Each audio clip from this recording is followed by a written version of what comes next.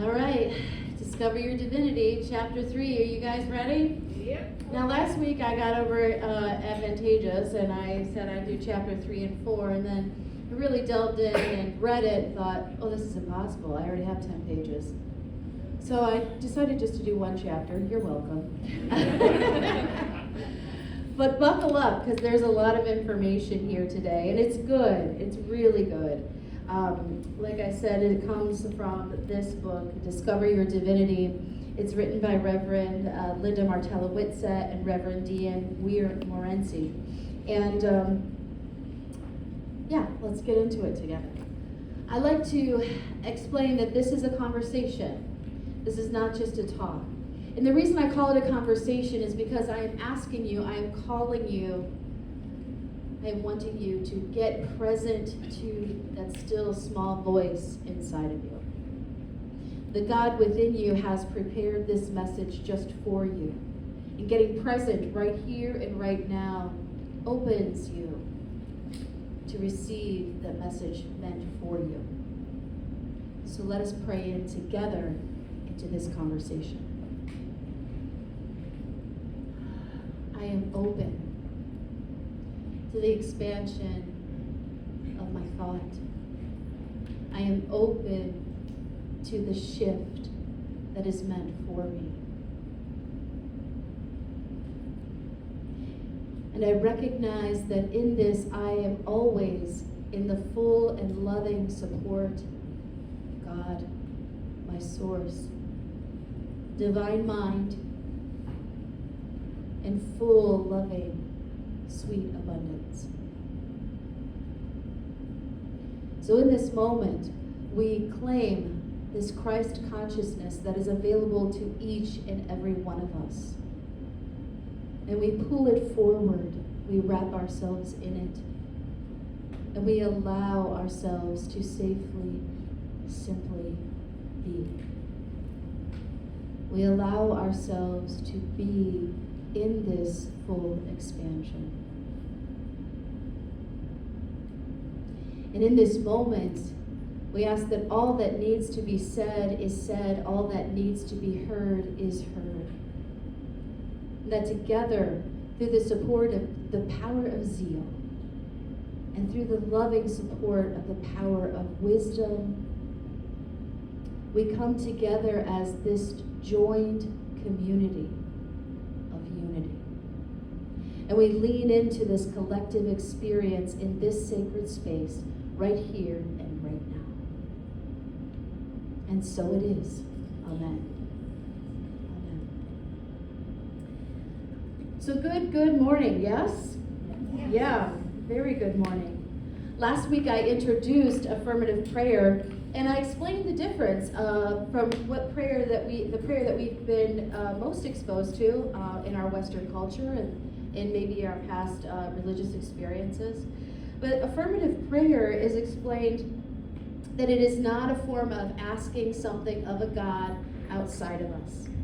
Affirmative prayer is delving into the God within us, and really recognizing the divine within us and claiming what is true, what is already true, and being engaged and empowered in a shift of our own consciousness.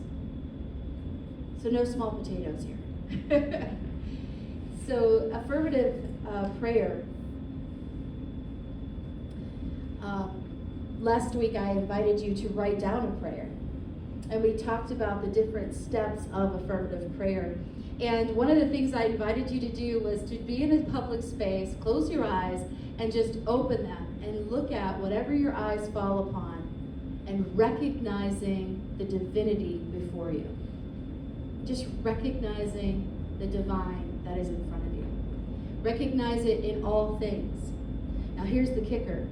You don't have to like it to recognize the God within it. Yeah. Those are some big shoes to wear. But I hope that you took the time and you did that, because the practice of that strengthens your affirmative prayer. It strengthens it.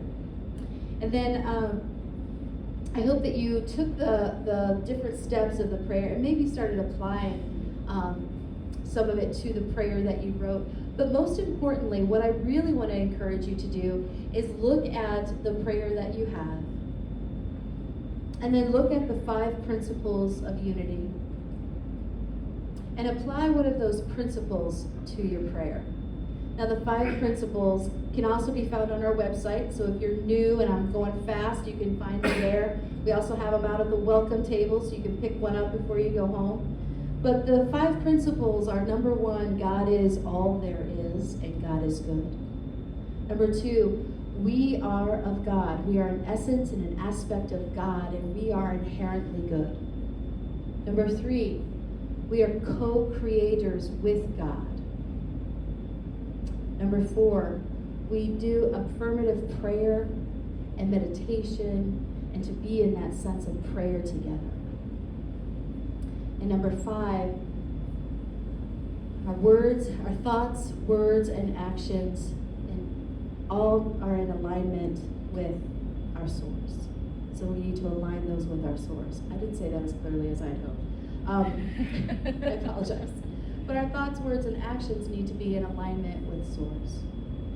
And so those are the principles, and you can choose one to apply to your prayer. But I want you to just pause right now, and I want you to, whether you did the prayer last week or not, I want to tune into yourself, and I want you to really ask the question so that your awareness lifts to it. But what is shifting in you right now? What is shifting within you right now?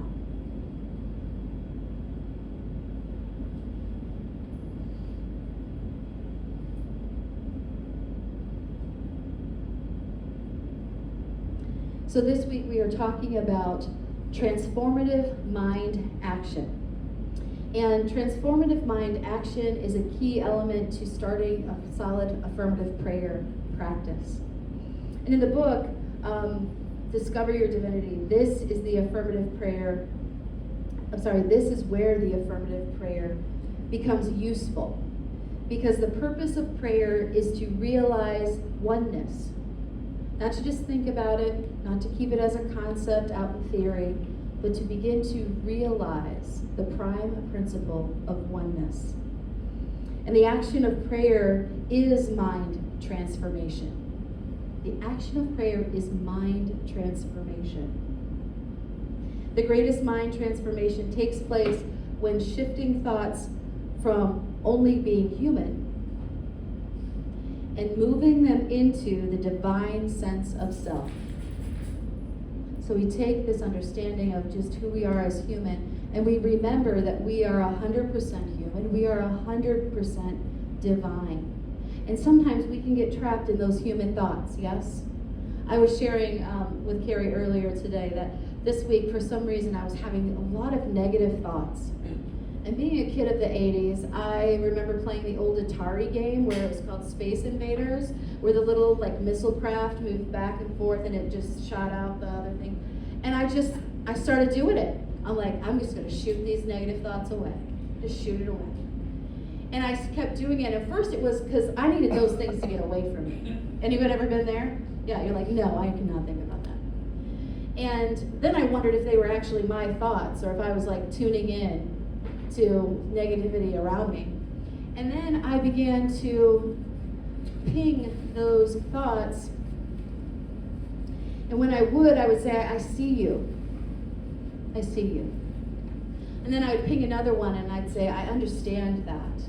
I understand you. And then I began moving it into what is the principle here? How can I take that thought and shift it back into the principle, something as simple as God is all there is. And I started having fun shooting away these negative thoughts. And as soon as you start having fun, guess what begins to lift? Yeah, your energy. And so I was no longer really sitting in those. At that point, I was like, come on, negative thoughts, what do you got? I am ready. And I had such a fun time of just going back to that old Atari game. And it brought up such fun memories. But it was a way of really handling that. And so this week, when we're talking about transformative mind action, sometimes it gets really heady. And I just tell you that story to remind you, it can also be light and it can be fun. And it's not something that you have to really get serious about all the time. It's simply a practice, Now, if somebody told me I had to go practice Atari to get better at spiritual enlightenment, I would have thought they were crazy, right? But everything is God, everything. And so I could utilize that, I could choose to utilize that in my favor. I could choose to have this transformative mind action, to choose something more in my favor. And affirmative practice is just that. Affirmative prayer, is just that. It is a practice that strengthens you to this transformative mind action. Because trust and believe, there have been plenty of times when I have sat in a negative situation and thought the negative situation was one, all there is, and two, I fully believed it was true. And I forgot about the principles I need to live by. And so affirmative prayer invites us back again and again and again to return to this principle, to return to the principle.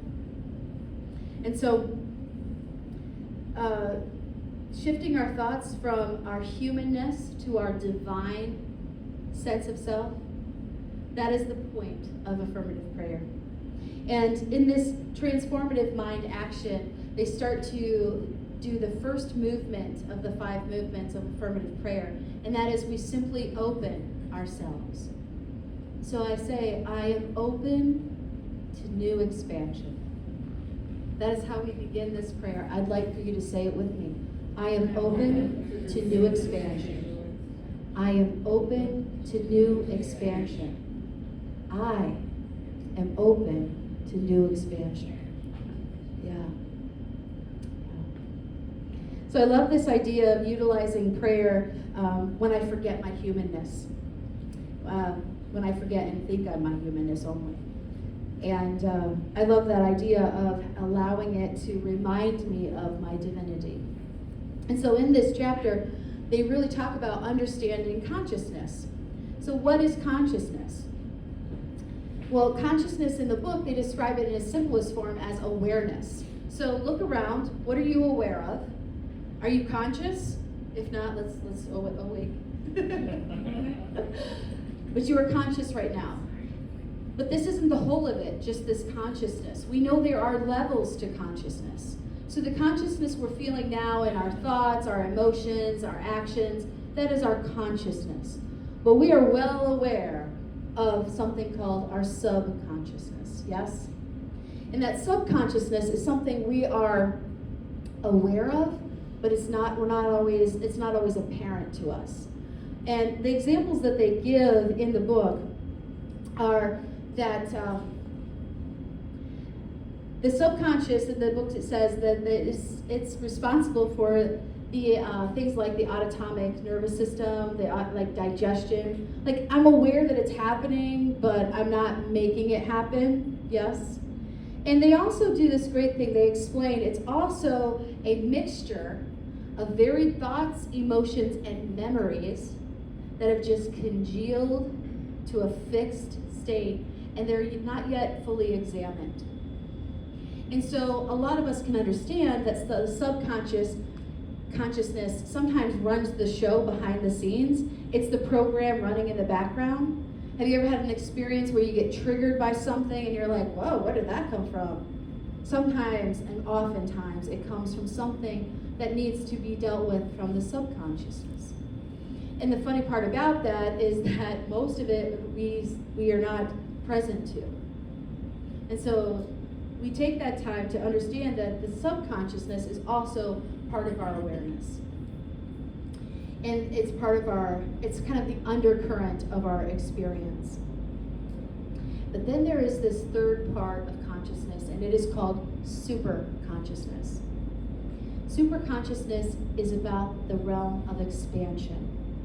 Super consciousness is something that spiritual people really love to delve into, because it is in that spiritual consciousness that we get to expand ourselves, expand our mind. We get to join divine mind. Let me say that again. We get to join divine mind. And what is divine mind? Divine mind is the mind of our source. The divine mind is the mind of oneness, that oneness. And so divine mind is a place where we can go spiritually to connect to our higher self. And so I've given examples of this before, like inventors like Thomas Edison came up with this idea of electricity. Electricity has always been there. He didn't invent it, he discovered it. And his practice was actually to sit in a rocking chair, and he'd hold a brick in one hand, or a stone, and he'd have a pencil and a notebook on his lap, and he would allow himself to relax his mind into that transformative space right before sleep. And the reason he held the rock in his hand, because if the rock dropped, he would wake up and he would know he was sleeping. He was out of that transformative space. But in that space, what he was doing was connecting to divine mind. Because in that divine mind, therein were solutions. Now, you and I may not be specific inventors or doing the things of discovering electricity. But each and every one of us has full access to this super consciousness, this divine mind. And so I ask you, when you are dealing with something in front of you, how often do you go to that place of super consciousness and ask divine mind for the solution? So many times we don't know how to do that because our physicality, we are deeply steeped in the problem. We're steeped in it. It's aggravating us. We've got emotional things going on. We've got what we see in the conditional world as limitation.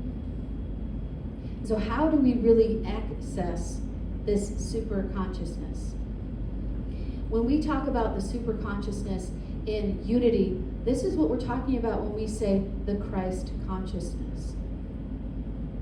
The Christ consciousness lives within you, and it is more than you. It is the oneness. Shake your head if you're with me. Yeah.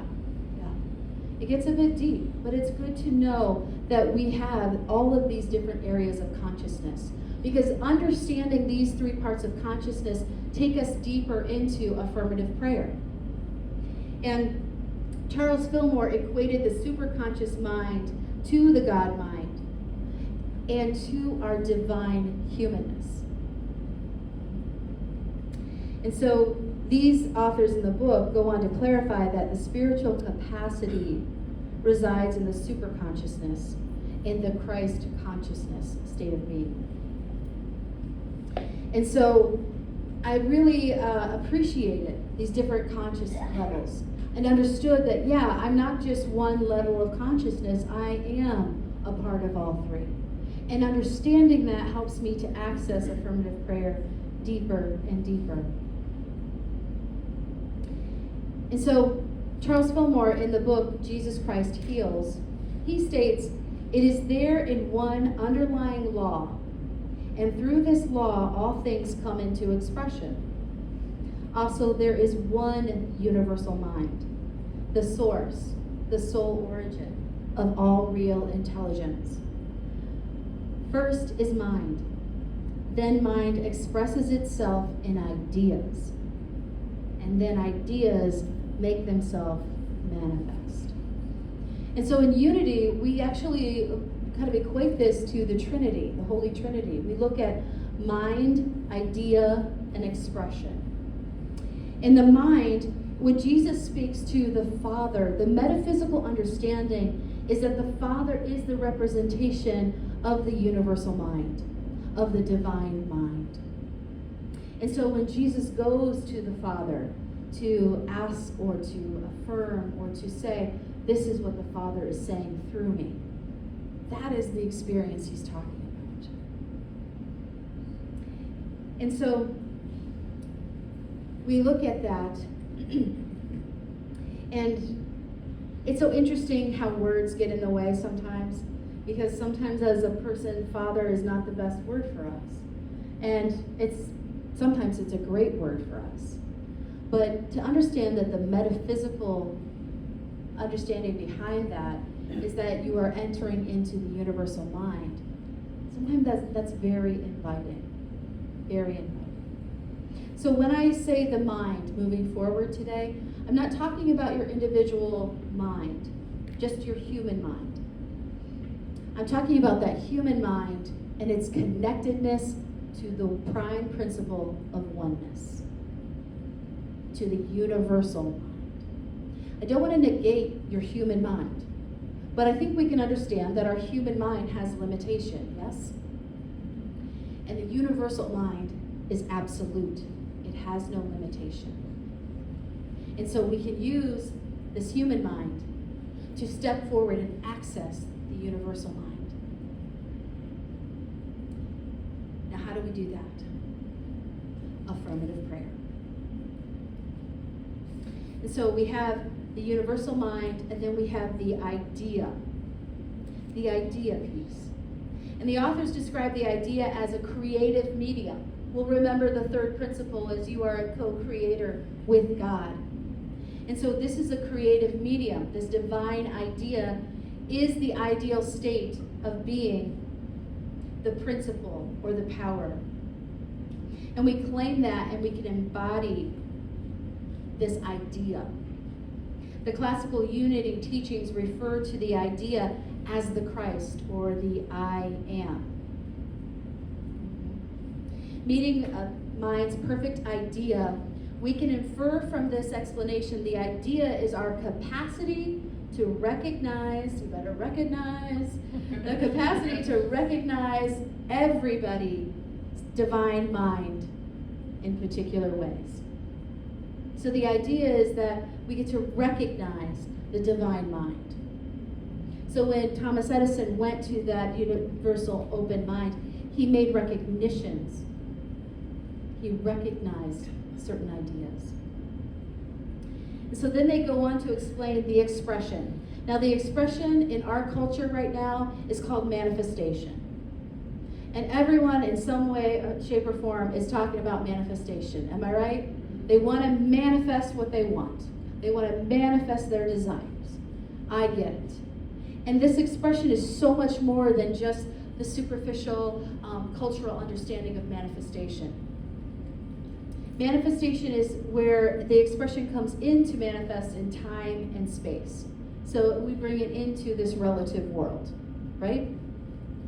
Expression may include a physical expression as well as an experience, embodiment, or capacity to act.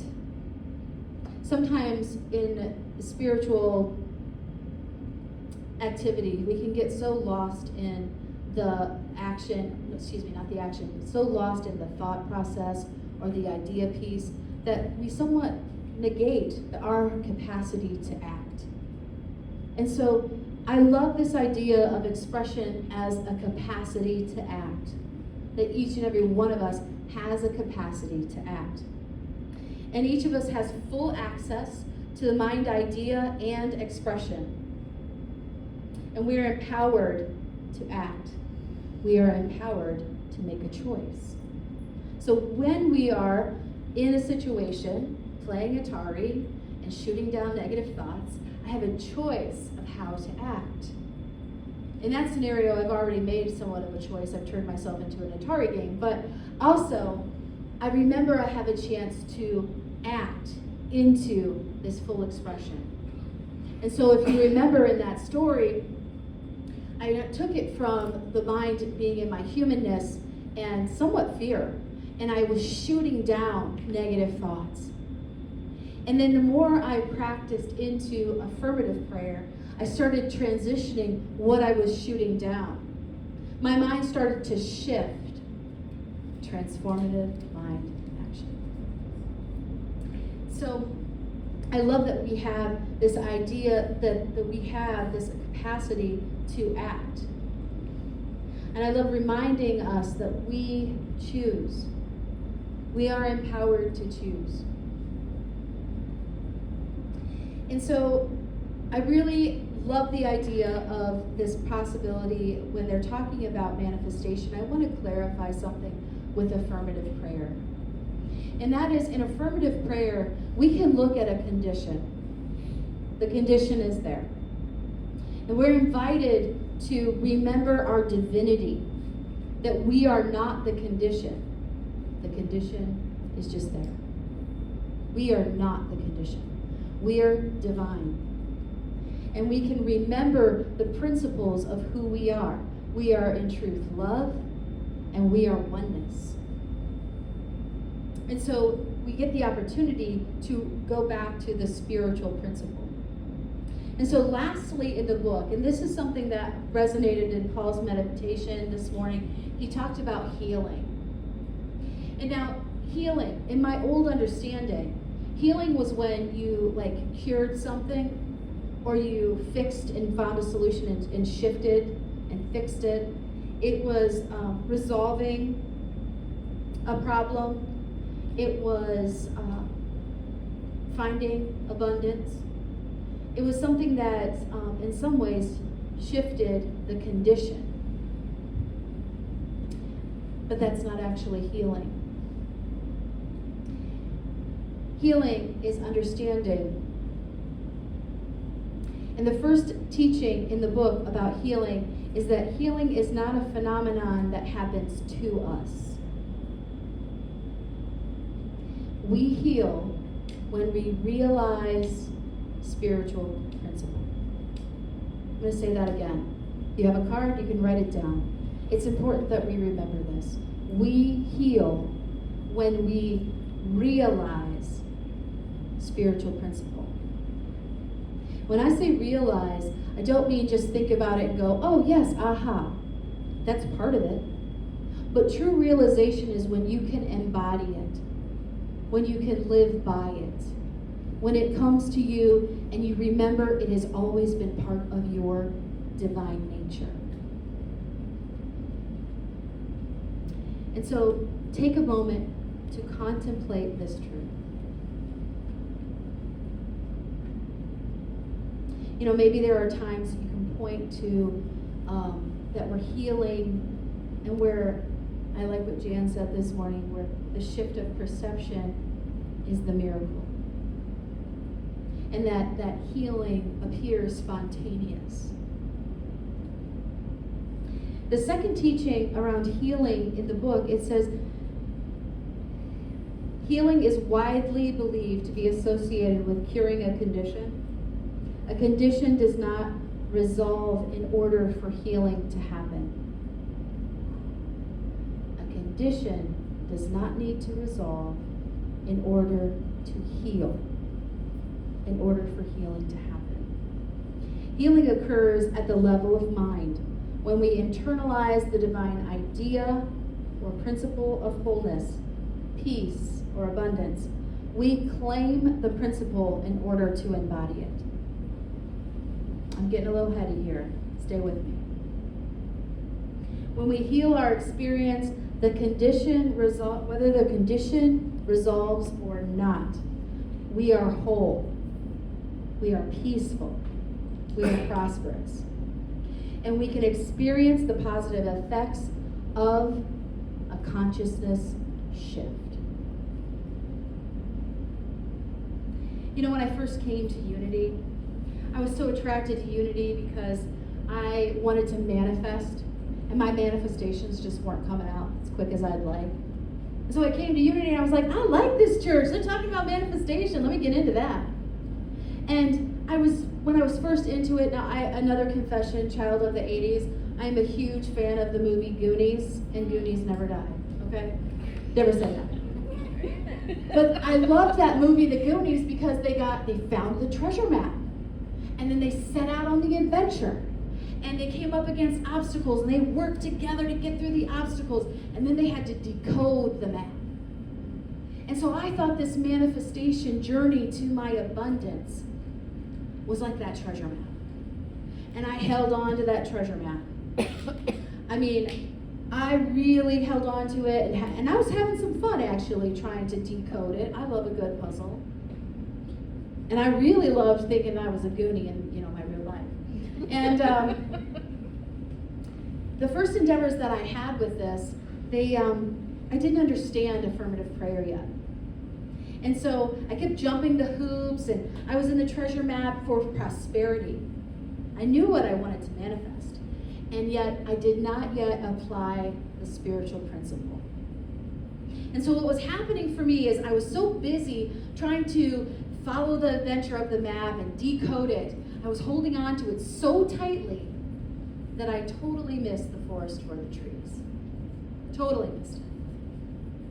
And then slowly, as I simultaneously was like, all right, I'll try this affirmative prayer thing you're talking about. What happened is I slowly started to let go of the map. I started to free myself from it having to come through these things that the person of Natalie was doing. I started to release the map that I had built up in my own mind that it had to be the way. What I didn't know I was also doing was releasing all the obstacles. I was releasing the obstacles and my attachment to it. I was telling a story that, hey, I'm a single gal. If I don't pay the bills, there's nobody at home that's gonna pay them. So I gotta make this kind of money and I gotta pay these bills. And it affected my giving. I thought, I can't give that much. I don't know if you know this, but I'm a single woman and I live by myself and I'm the one that's responsible for these bills. And I didn't realize that my story was told so many times, it started living in my subconsciousness. And so when it was challenged, I got triggered. Maybe you haven't heard my story. Let me tell you again. And I was happy to tell it to anybody, but the person I told it to the most was me. That's the person I was telling the story to. And so slowly, with affirmative prayer, I was invited to let go of the map. I was invited to practice letting go of that story. The story that was keeping me in this closed or limited state of consciousness around my own abundance. And so what I did when I started to learn more about affirmative prayer is I applied the first principle of unity. God is all there is. God is my source. As far as I know, in these day and times I could be wrong, but as far as I know, all that we have on this planet is from this planet. Everything we have is from source. There is no external thing feeding us. It is all from source. And somehow this source put together the opportunity for me to come into this avatar and have life. And when I first heard this idea of God as my source, I thought, that's great, but I have to work. I was so attached still to the human in me, and it wasn't divine action. It was action out of fear of having lack. And so I prayed into the principle. I prayed into the principle that God is my source. Even when I didn't necessarily believe it. Even when the obstacles of my own subconsciousness and the story I was telling were in the way, I still persevered with affirmative prayer. I still returned myself as soon as I remembered to principle. You know, you go about your lives, you get busy, your old subconscious actions just come up naturally. We've practiced them so often, we think they're part of us. And yet, every time I would come to a point where I would remember, wait, that is not my story anymore. I don't have to live from that story. Let me go back and align my spiritual truth in this principle. God is my source. And then there came a day, slowly and gradually, when I let go of needing to manifest. I let go of it. And I got this bill in the mail, and I opened it. And it triggered every fear I had. I was like, oh my God, I didn't think it was going to be that much. What am I going to do about this? I don't know where this money's going to come from. And I said to myself, of course you don't, Natalie. You're only pretending you're human right now. You need to remember your divinity. And you need to remember God as your source. And I gotta admit I was a little bit like, all right, I dare you to show me. A little testing, right? It's just where I was in my consciousness at the time.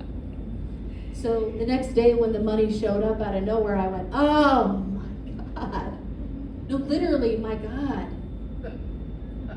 is my source. Well, that just shook everything loose. So then I was like, all right, let's see if you can do that again.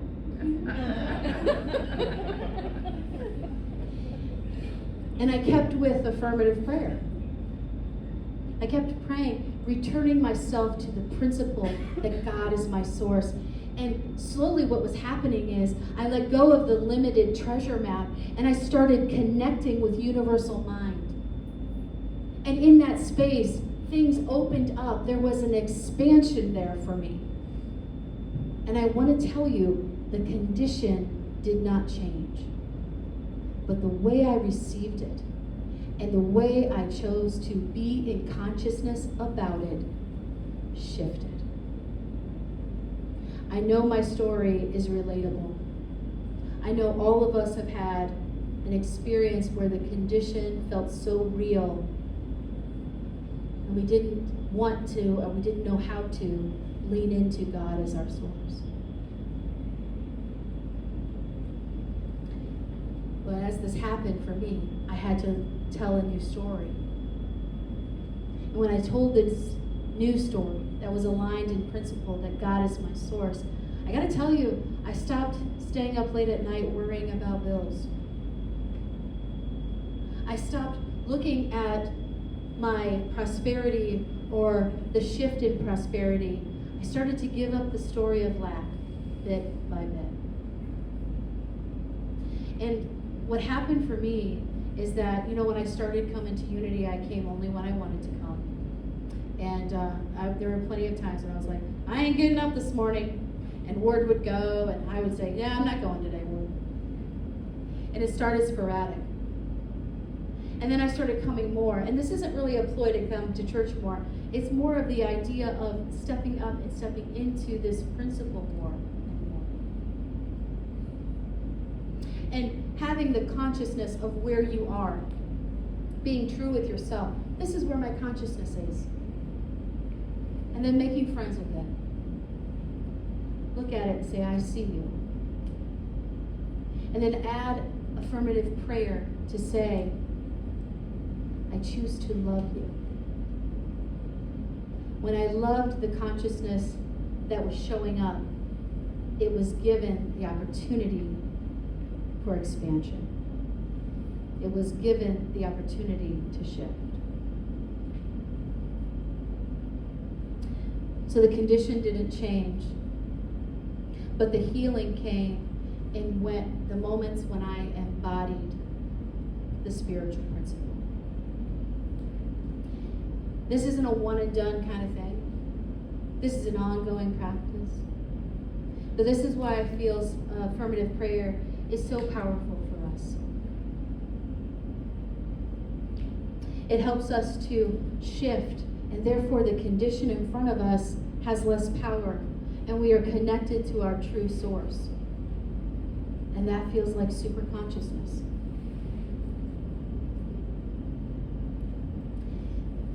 And so, to conclude today, chapter 3 is about transformative mind action.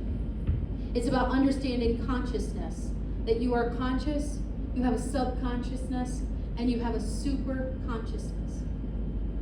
It's to understand that the subconsciousness is congealed and fixed, and to just understand that it's there. But it is also to understand there is a super consciousness you have full access to that we call the Christ consciousness. And that consciousness invites you to expansion. I ask you to claim that and understand the mind, the idea, and the expression. And that you have full agency. You get to choose. And to support your choice, affirmative prayer becomes a practice where you take spiritual principle and apply it over and over so you may embody it to heal you, not to shift the condition. All of this gives us the first movement of affirmative prayer. You'll remember I asked us to start with, I open to new expansion. Every one of you has a prayer this week. You'll have a prayer. And I want you to pray that prayer, and you don't have to do it perfect, but I do want you to begin the first movement of affirmative prayer and begin by saying, I am open to new expansion. I am open to new expansion. This week, take your prayer and simply state, I am open to new expansion. And then apply one of the 5 principles to it. Apply one of the 5 principles. Picture yourself aligning and embodying the true principle. Every time you forget and the condition has its full sway with you, remember to go back and align with the principle. Therein lies your power, your choice. Take a breath with me.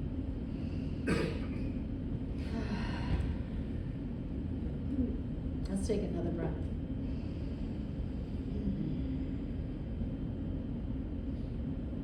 Thank you for being here with me in this conversation today.